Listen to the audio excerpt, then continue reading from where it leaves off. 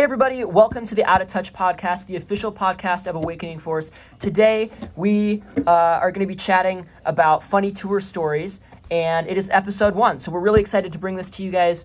Hopefully you enjoy it, and leave us a comment down below on what we should touch on and chat about next.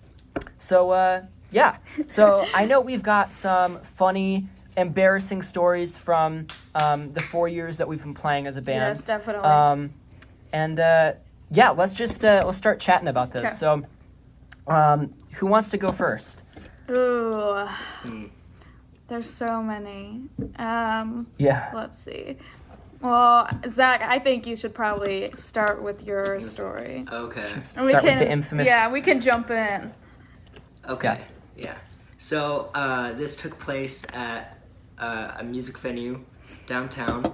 Vaudeville Muse, right? Yep, Vaudeville Muse, and it's now closed. Yeah. So when it was open, I think we had a show with 2 other bands. Mm-hmm. I think it was Late Night Fights, right? Is it? Yeah. Yeah, I think From so. Minneapolis? Yeah.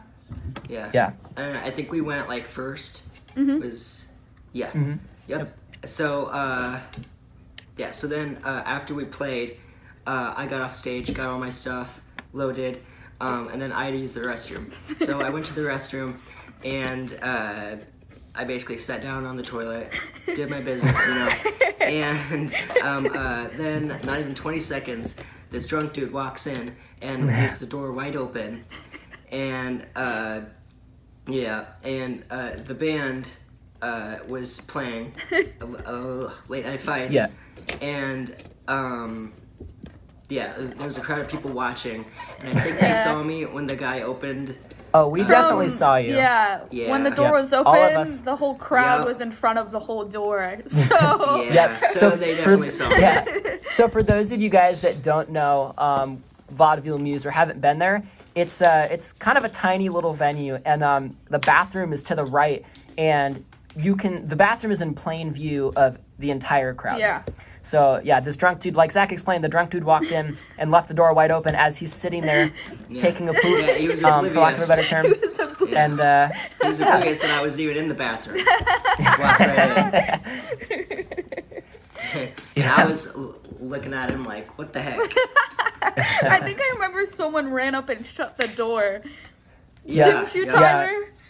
I think that was me, because I remember I was the first one that I think noticed it, and then we all screamed, and then I ran up and shut it. That was funny. For the rest of the night, we had somebody guarding the bathroom when one of us would go. Yeah, so always watching. That was fun. We've played vaudeville a few times. I know we've got some stories there. Let's go over to the school Christmas concert. You guys remember this one? Yeah. Mm-hmm. This was 2 Christmases ago. Yep. And our high school, had asked us all to come and play a Christmas song during the intermission of the actual concert band. And so we had picked some song by Trans-Siberian Orchestra. Mm-hmm. Do you guys remember what it was? Wasn't it Russian? What is it? Mad Russian Christmas. That's what it was. Yep. So we played that one, and we were really confident going in because rehearsals, when we were rehearsing it sounded really good. And then we got there, we were pumped, we were just chatting with everybody, and we went in to do sound check, and the drums were at the front of the stage, and our amps we had set up at the front of the stage, and everything was going great. Sound check was good. We could hear each other. We were like, it's going to be good. It's going to go well. Until then, we went off stage. The band that was younger than us, I think it was the 6th and 7th grade band at the time, had gone on, and they were playing before us. And so they went on, played their set, got off, and then unknown to us at the time, had moved Zach's drum set to the very back of the auditorium. Yeah. So, for those of you that have not played drums and guitar 30 feet away from each other, without in-ear monitors or actual monitors at the front of the stage, you can't hear anything that's going on. Yeah. And at the time, we didn't have the advanced rig that we've got now, and so it was just us, our guitar amps, and a drum set. And so we walked out there. We realized that there's no way we're going to make this work, be able to make this work. Yeah. but we couldn't like really do anything about it in the moment, so we sat down at our instruments, started the song off. It went well for about 10 seconds, and then it it quickly derailed from there. Yeah, definitely. As tempo was all over the place. Yeah. It was rough. I remember specifically sitting there, not looking out into the crowd, and just hearing Zach stop at random places. Because there's stops in the song. I remember that. Yeah. That was rough. I would stop because I couldn't hear you guys. Yeah. Also, it was a train wreck. Also, that night, I remember that's also when I had the electronic baby. Do you remember that? And I had to bring it to school because I was in a child development class, and we had to have a robot baby and take care of it. And I had to bring it to Zach and Tyler's school. And I remember I had their mom watch it. And I also remember when we were playing that it started crying. I was up there and I was like, oh my god, why does this have to happen right now? I forgot about the baby thing. That makes it so much funnier. It made it so much better. And I was like, oh my god, I have to drag this thing all the way out to this school, and oh my god, that was funny. And on top of that, obviously we dress like we're metal, right? And we walked in there, and everybody else is not metal, right? They're all in their fancy band clothes, and then there's us, which was funny. Needless to say, we did such a bad job. We definitely didn't get asked back. No. For a band concert again. Which that's okay. Yeah, that's okay. It's fine. Yep. But that one was pretty funny. Yeah. Definitely. Kendall, do you want to tell one of yours? Okay. One of mine, this is more embarrassing than funny, but I just got a new bass. I remember I got a black Jackson bass, brand new. We brought it to vaudeville, and this was my first show playing with it. And right when we got on stage, I put it on, and my strap just completely came off of it, and it dropped right down onto the floor, right in front of everyone. So I have a lot of bad luck with those things. Yeah. What was the one story that reminds me with your bass dropping? That Zach took his cymbals and he had to share them with somebody. It was at some festival that we played. Oh yeah. And they broke your cymbal. Yeah. You remember that one? Yeah, I think they. You want to touch on that a little bit? China, I think that was. I don't know. Which one was that? My cymbals. Do you remember? I think it was it wasn't a festival. Well, it might have been a festival. It was the festival downtown that James had put us on from Central Iowa Music Lab. It wasn't 8035. Oh, I remember. The Des Moines. Yes. Okay, I think I remember. No. That, that's not good. Yeah. That one was rough. Yep. It's not good. Yeah. And I've dropped my guitar a few times. I remember at 8035 when we played that festival here in Iowa. Oh, yeah. I think I remember this. My guitar, so I was doing the solo. We were playing Afterlife by Avenged Sevenfold. And I went to go up to the front of the stage to do the solo, and my guitar pack fell off, and then in turn I fell off of the stage trying to chase it, which was fun, and then had to embarrassingly waddle myself back up on stage, as there was no guitar solo that happened. So that was pretty fun. Yeah, dang. I remember that. Right. Yeah. Let's see. I've got another one. Do you guys... Well, okay, so this story was at the very beginning of the band, and Kendall, you hadn't joined yet. It was just us and Jaden at the time. And we had gotten an offer, which at the time sounded awesome. We were like, oh yeah, we're going to go up to this town. And they had offered to put us on this festival. They had called it a festival. Unbeknownst to us, it was a county fair, which we got asked to do. We didn't get paid, but at the time we were like, you know what, it's going to be a lot of exposure, because they were like, we're going to have a lot of people there. It's a festival. Yeah, it's a festival, right? It's going to be cool. Well, we drove like 2 hours, I think, to get up there. We were all so excited. We're like, we're going to have so many people show up. We get there, and we're like, where is it? Because it was literally in the middle of nowhere.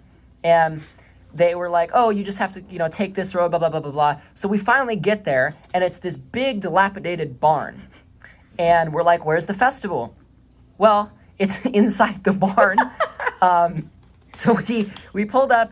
We find the event coordinator who came and talked to us and was like, you guys are just going to pull right around here, and you'll load your stuff in through this back door. So we start loading our stuff out. We walk in, and as soon as we walk in, we're all just like disappointment came over everybody's face, because the stage we were playing on was like this pseudo church, but also inside of a barn. It was kind of odd, but the stage was really small, and then the seating was church pews. So we were playing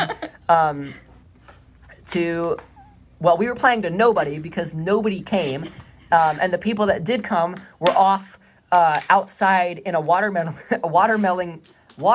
eating contest, just downing some watermelon. It was hilarious.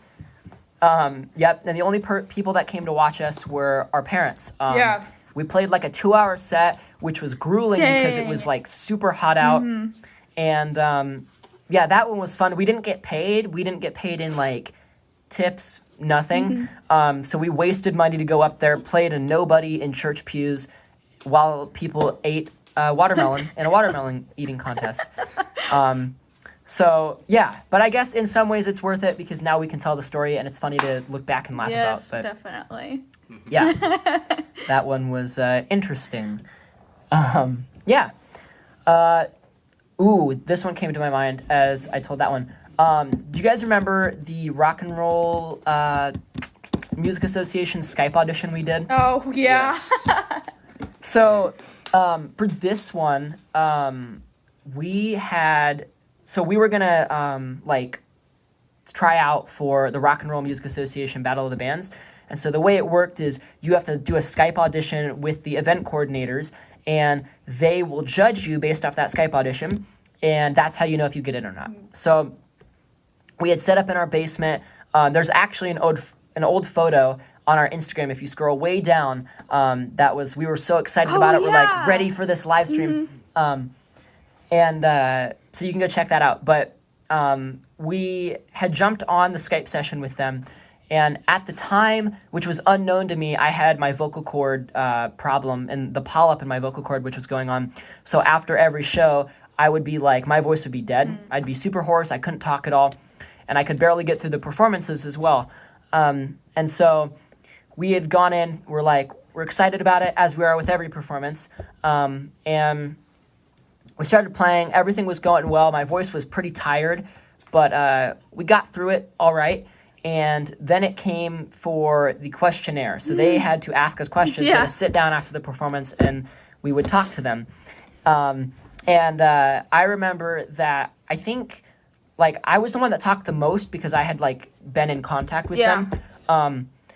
But I definitely shouldn't have been the one talking because I couldn't talk. They couldn't hear me the entire time. It was just me going, this is the answer, blah, blah, blah, blah, blah. And they're like, we can't hear you. Yeah. We can't hear you. I think I remember someone said, Kendall, you talk. I was like, okay. Yeah. Okay. Yeah. Yeah. Yep. Because my voice was gone. Yeah. And that was really embarrassing for me because, I thought, at the time, I was like, these guys are professionals. They're going to know that, I'm doing something wrong with singing, and then they're going to be like, oh, you guys can't get in. But nope. And I guess that one's pretty funny because then we went on after that less than stellar audition. Yeah. We went on and actually won the entire competition. Yeah. So a good ending to an embarrassing story. Definitely. So, yeah, that one was interesting. Very. So, yeah. Let's see, what else? Because that's all I had written down from my stories that I remember. This is something I just... Do you guys remember any other ones? I have something I remember that was just funny, to think about, from where we started to where we are now. I don't think I was in the band yet, but when you guys did Reading Rocks and you guys had to cover like songs like by Shawn Mendes and stuff. It's so funny to just think about. That's literally where we had to start, was playing Shawn Mendes covers for children at a library. Yep. Yep. Yep. There's photos of it, I'm sure, on Instagram. Definitely. Those were fun. I remember. I'm not going to say names because, well, first of all, I don't remember the names, and also the people that I'm going to talk about like live here in Grimes with us. But I remember that we were going to play AC/DC. Oh yeah. And one of the coordinators of Reading Rocks told us we couldn't play AC/DC because apparently it stood for Antichrist Devil Child. Yep. Which is just utterly ridiculous. But we ended up as our, what were we, like 13 and 14 or 14 and 15? Yeah, something like that. Yeah, around there. Yeah. But our little child selves, we were like, we're gonna rebel. we're not playing AC/DC. So we played some AC/DC, and the entire time I remember Mama Jody and my mom were like sitting out in the crowd when we played those, and we're like so scared that like the person was gonna walk out and shut us down. I think that was like the second time we did it, right? I think where that happened. Yeah. Because the first time it was just us and Jaden, right? I think. Yeah, and then the second time was when your polyp started getting bad. Yeah. Yep. Yeah. I remember that. That was rough. Yeah. But we'll probably do an entire episode on all of that yeah, stuff. Definitely. That's a lot to dig into. But yeah. So yeah, anything else you guys can think of before we end the episode? I think that's all really that I can think of. Yeah. That's all I'm thinking of too. So cool. All right. Well, we hope you guys enjoyed this episode. Episode 1 of the Out of Touch podcast. You can find it on our YouTube channel. Make sure you go subscribe and leave a comment. Let us know what you want to hear us talk about next. And yeah, until next time, we will see you all. Thank you for tuning in. And yeah.